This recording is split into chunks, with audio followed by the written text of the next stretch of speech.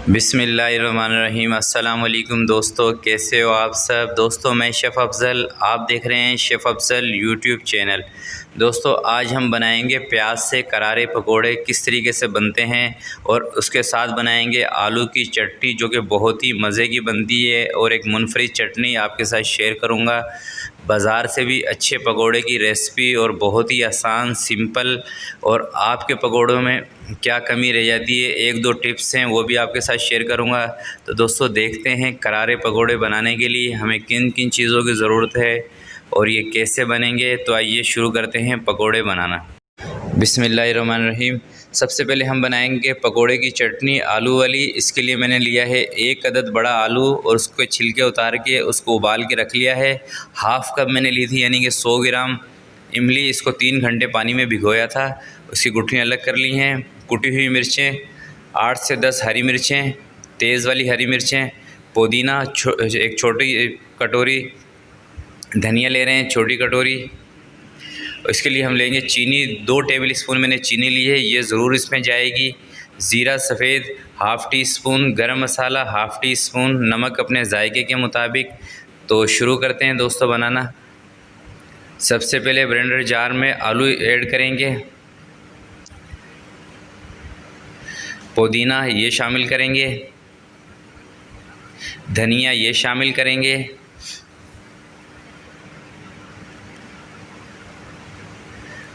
ज़ीरा साबुत ये शामिल करेंगे, हरी मिर्चें ये शामिल करेंगे, चीनी 2 बड़े चम्मच मैंने ली है, ये ज़रूर इसमें जाएगी, जब भी अच्छी चटनी बनेगी ये तो ज़रूर आपने ऐड करनी है।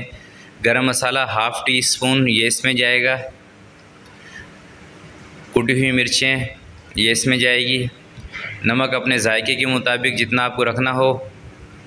इमली इसको मैंने पानी में भिगो के रख लिया था, हाफ़ कप इमली यानी कि 100 ग्राम इमली मैंने ली थी। अब इसको हमने पीस लेना है ब्लेंडर जार में।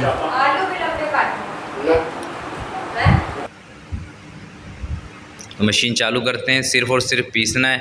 अगर जो आपको ये लगे कि थोड़ी सी ज़्यादा गाढ़ी है तो ज़रा सा पानी इसमें ऐड कर लीजिएगा, तो मैं चेक कर लेता हूँ। अगर जो मुझे सही लगेगी तो ठीक है, वरना थोड़ा सा पानी इसमें मैं और शामिल कर लूँगा। बहुत ही मज़े की चटनी ये पकोड़ों के साथ रहेगी। तो चटनी हमारी माशाल्लाह से तैयार हो चुकी है, देखें। तो मुझे इतनी थिक चटनी चाहिए थी, अगर जो आपको इससे ज़्यादा पतली करनी हो तो आप इसमें पानी शामिल कर लीजिएगा। अब इसको मैं साइड पे कर देता हूँ। ये बेसन मैंने लिया है 1 कप, 2 से 3 प्याज इसको काट लिया है, 2 छोटे छोटे आलू, थोड़ा सा पुदीना, और ये है पकोड़ों की जान अनार दाना, ये ज़रूर आप ऐड कीजिएगा पकोड़ों के अंदर। हरी मिर्चें 6 से 7 इसको मैंने कटिंग कर लिया है। धनिया, अदरक लहसुन का पेस्ट 2 चम्मच, कुटी हुई मिर्चें 1 चम्मच, साबुत धनिया मैं ले रहा हूँ 1 चम्मच, और नमक अपने जायके के मुताबिक। तो सबसे पहले नमक ऐड करते हैं एक बाउल के अंदर। हरी मिर्चें कटी हुई ये शामिल कर लेते हैं, अदरक लहसुन का पेस्ट ये शामिल कर लेते हैं,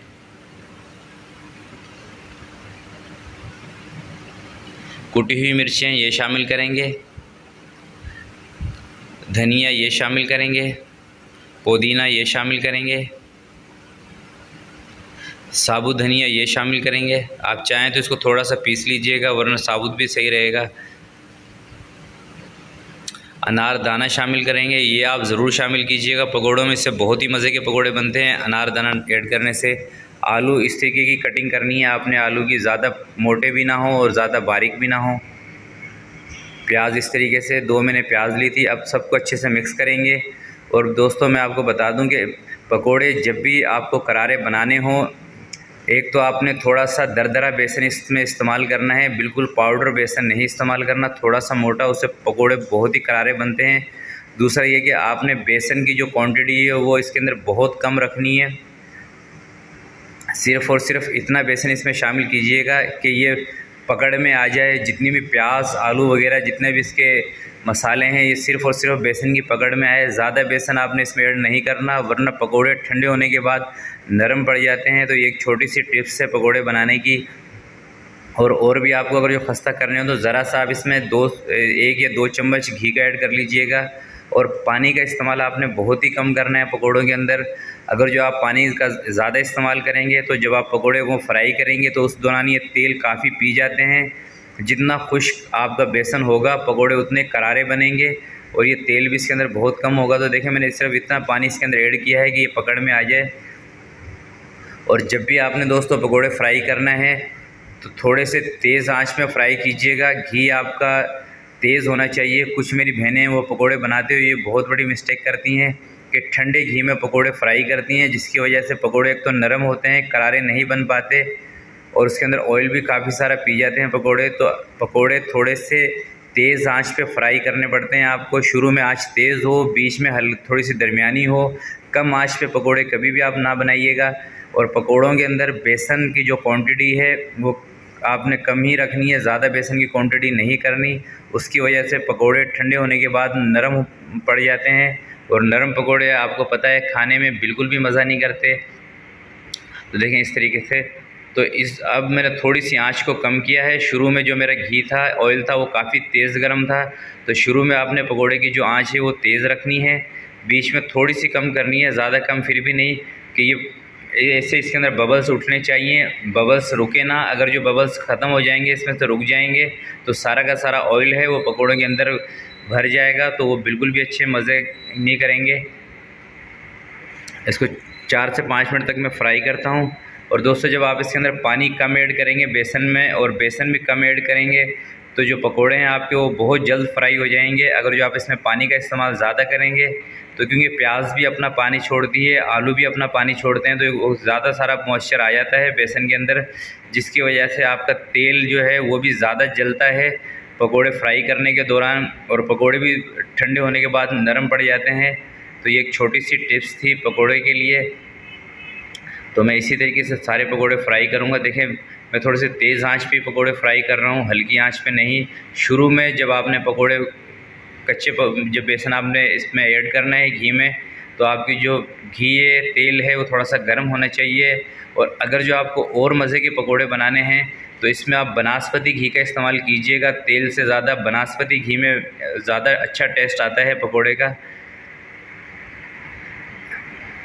तो देखिए मैं इस तरीके से फ्राई कर रहा हूँ सारे पकौड़ों को माशाल्लाह से, और बहुत ही ज़बरदस्त खुशबू आ रही है। एक अनारदाने का बहुत ही ज़बरदस्त टेस्ट आता है दोस्तों पकौड़ों के अंदर। तो मैं तो आपसे यही कहूँगा कि अनारदाने का इस्तेमाल आप लाजमी कीजिएगा पकौड़ों के अंदर, इससे बहुत ही मज़े के पकौड़े लगते हैं।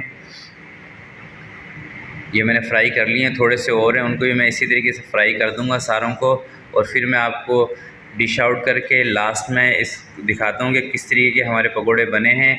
और दोस्तों पकोड़े फ्राई करते वक्त जो चूरा निकलता है पकोड़े में से, जैसा कि आपको ऑयल में नज़र आ रहा है, तो ये दोबारा आप बेसन के अंदर इसको ऐड कर सकते हैं। इससे भी पकोड़े करारे बनते हैं। कि जो आपके ऑयल के अंदर जो पकोड़े के छोटे छोटे ज़रात होते हैं वो आप निकाल के दोबारा बेसन में डाल लीजिएगा। उससे बहुत ही अच्छे और करारे पकोड़े बनते हैं और आपका जो चूरा है वो भी ज़ाया होने से बच जाएगा।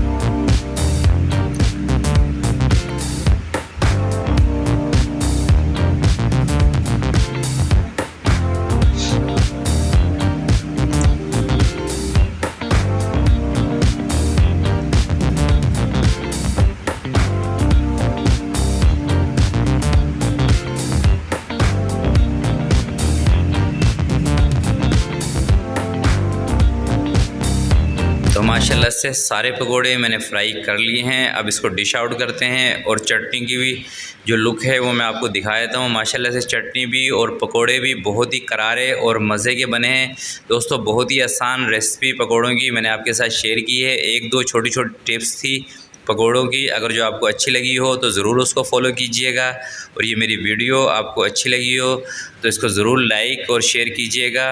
अपना बहुत बहुत ख्याल रखिएगा, अपने वालिदैन का ख्याल रखिएगा। अल्लाह हाफिज़।